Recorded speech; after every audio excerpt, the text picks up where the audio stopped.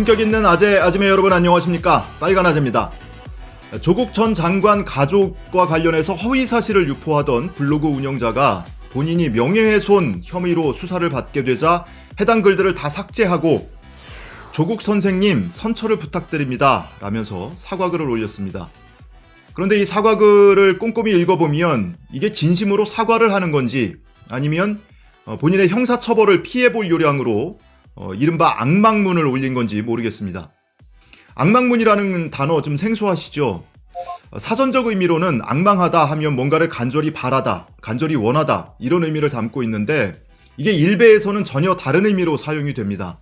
일베에서는 겉으로는 누군가에게 사과하거나 부탁하거나 하는 내용을 담고 있지만 속으로는 오히려 상대를 조롱하는 이런 글을 일베에서 악망문이라고 부릅니다. 말하자면 일종의 위장 사과문 정도로 해석이 될 텐데요. 당초에 정치연구소라는 이름을 쓰던 블로그입니다. 근데 지금은 금융블로그라고 이름을 바꿔놨는데요.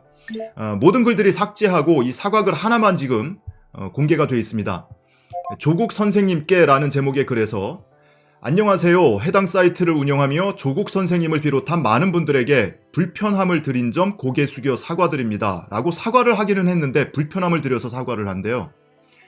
누군가를 비난하고 그리고 허위사실로 폐륜적인 가족으로 만들어 놓고 불편함을 드려서 사과한다고 지금의 인식을 반영을 하고 있죠. 그리고 중간 부분에서 어떤 마음을 떠나 결과적으로는 누군가에게 피해가 가거나 상처가 될 수 있다는 것을 생각했어야 하는데 고민이 너무 부족했습니다 라고 썼습니다.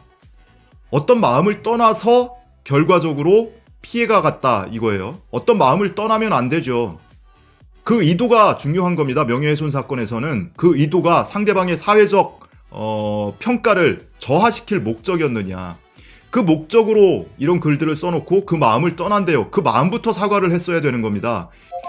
무엇보다 조국 선생님께 진심으로 죄송하며 선처를 부탁드리겠습니다 라고 썼는데 바로 이 대목이 이 글을 쓴 목적, 의도를 명확히 드러내는 거죠. 고소 취하해달라 이 얘기를 하고 싶었던 거 아닌가 싶습니다.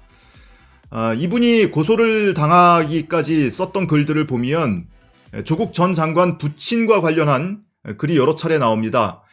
조국 전 장관 부친이 사업이 망하자 가족을 버리고 10년 동안 노숙 생활을 하다가 객사를 했다라는 글을 쓰는가 하면 그 부친이 2000년 이전에 간첩에게 포섭이 됐고 사기꾼이다.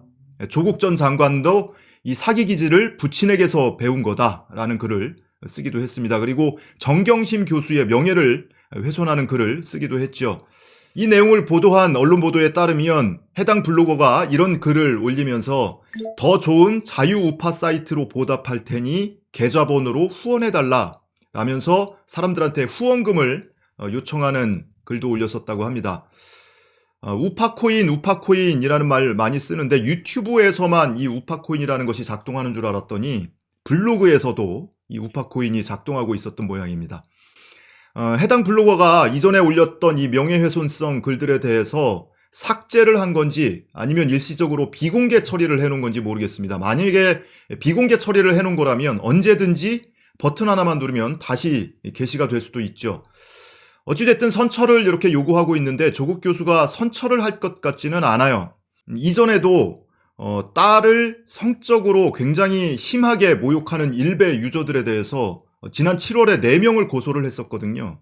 그런데 이 사람들이 이른바 악망문을 올렸습니다. 일베에 사과합니다. 용서를 구합니다. 선처를 구합니다. 이런 내용의 악망문을 올리기는 했는데 이것이 위장사과문이다 라는 것이 간파가 되면서 선처를 해주지 않았고요. 그래서 해당 일베 유저들이 약식 기소가 되기도 했죠. 오히려 9월에는 비슷한 내용의 글들이 추가로 발견이 돼서 다른 또 일베 유저들을 추가로 고소하기도 했었습니다.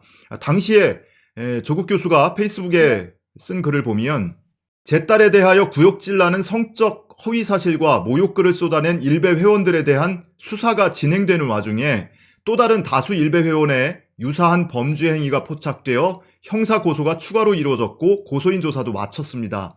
보는 분들의 정신 건강을 생각하여 쓰레기 같은 게시글 내용은 소개하지 않습니다. 여성에 대하여 할 수 있는 최악의 성적 침해 글이라는 말씀만 드립니다. 라고 썼고요. 뒷부분에 가서는 이들에 대해서 민사소송도 이루어질 겁니다. 이들이 악망문을 100번을 올려도 소용이 없습니다. 라면서 단호한 입장을 밝혔었죠. 지금까지 조국 교수가 고소를 했던 또는 정경심 교수가 고소를 했던 또는 그 가족이 고소를 했던 사건은 굉장히 많습니다. 알림이 황희두 님이 황희두 씨가 이 내용을 쭉 일목요연하게 정리를 해서 글을 올려놓고 있는데요. 보시면 2019년 8월부터 시작이 됩니다. 가로세로 연구소의 김용호, 김세의, 강용석 씨를 시작으로 해서 6월에는 보수단체 회원 5명을 고소했는데 이거는 정경심 교수 법정 앞에서 이른바 안대 퍼포먼스를 하면서 정경심 교수의 신체적 장애를 조롱했던 바로 그 회원들에 대해서 고소가 이루어졌었죠. 그리고 7월에는 앞서 말씀드린 일간베스트 일베 회원 4명에 대해서 고소가 있었고, 그리고 월간조선 출신의 유튜버 우종창 씨는 1심에서 실형이 선고되면서 법정 구속이 됐었는데 항소심에서 집행유예가 선고됐고 이후에 지금 상고심 대법원에 지금 사건이 계류 중입니다. 그리고 채널A 조영민 기자, 그리고 TV조선 정민진 기자 거의 동시에 조국 전 장관이 민정수석 당시에 울산의 사찰을 방문해서 송철호 시장 지지를 부탁했다라면서 사찰 관계자 인터뷰도 따면서 허위사실을 보도했죠. 이것과 관련해서는 지금 수사 중이고요. 그리고 손해배상 청구 소송도 함께 지금 진행 중에 있습니다. 그리고 8월로 넘어가면 국대떡볶이 김상현 대표 조국은 중국 공산당과 연관이 돼 있다라면서 허위사실을 유포해서 명예훼손 혐의로 고소가 돼 있고요. 그리고 TV조선 정수양 기자 다들 기억하시죠? 조국 전 장관 딸이 혼자 사는 집까지 찾아가서 초인종 누르고 문 두드리고 그리고 앞에서 뻗치기 하고 그리고 차에서 내리는 조국 교수 딸에게 달려들어서 상처가 나게 하기도 하고 그래서 주거 침입 그리고 폭행치상 혐의까지 함께 고소가 돼 있습니다. 그리고 여러 블로거들 고소가 돼 있고요. 펜앤드마이크에서도 조국 전 장관이 마치 여성 모델의 반라 사진을 반나체 사진을 업로드한 것처럼 이렇게 보도를 해서 또 고소가 돼 있기도 합니다. 그리고 세계일보 기자, 그리고 조선일보의 박상현, 황지윤 기자, 그리고 사회부장, 편집국장까지 함께 고소가 돼 있는데 이 사건은 최근 일이죠. 조국 전 장관 딸이 세브란스 병원 피부과를 갑자기 찾아와서 내가 국시 의사고시 통과하면 여기에서 인턴을 하게 해달라라고 요구를 했다라는 내용, 전혀 얼토당토하는 허위사실인데 이 내용을 신문 지면에까지 싣고 그리고 상당한 권역에 또 실제로 배포가 되기도 했죠. 그리고 9월로 넘어가면 펜앤드마이크, 뉴스 데일리 베스트 관계자 여럿이 지금 고소가 돼 있는데요. 정경심 교수 안경이 200만 원대 초고가 안경이다 라면서 그 안경 사진과 함께 이렇게 방송을 했었습니다. 그래서 고소가 돼 있고 가세연 이 3명에 대해서는 추가로 또 조국 교수의 아들이 학교 폭력의 가해자다라는 취지로 방송을 한 내용이 확인이 돼서 또 추가로 고소되기도 했습니다. 그리고 여러 일베 회원 그리고 유튜버들 고소가 됐고 10월에는 디지털조선TV 그리고 공병호TV 이런 보수 유튜버들이 허위사실 유포해서 명예를 훼손했다는 혐의로 추가로 고소가 되기도 했습니다. 그리고 최근에는 MBC 이보경 기자에 대해서도 정경심 교수를 모욕하고 명예훼손한 혐의로 또 고소가 이루어지기도 했죠. 그리고 이 중에 상당수는 민사소송, 손해배상 청구 소송도 동시에 진행 중이거나 또는 진행 예정입니다. 자, 이런 식으로 지금까지 여러 차례 고소를 했고 지금 보신 것만 해도 쭈르륵 훑어본 게 한 20건 되는데 이 외에도 언론에 보도되지 않거나 공개하지 않은 채로 조용히 고소한 사건도 여럿 있습니다. 그래서 굉장히 많은 사건들이 있는데 단 한 건도 고소를 취하했거나 또는 수사나 재판을 통해서 무혐의나 무죄 판결을 받은 사례는 없습니다.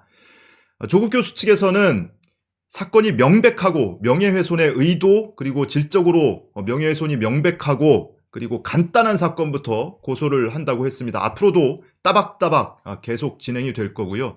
앞서 살펴본 이 블로그 사과문은 성지순례가 이루어지지 않을까 싶은데 아직은 많이 알려지지 않았는지 이 글에 댓글이 딱 하나가 달렸습니다.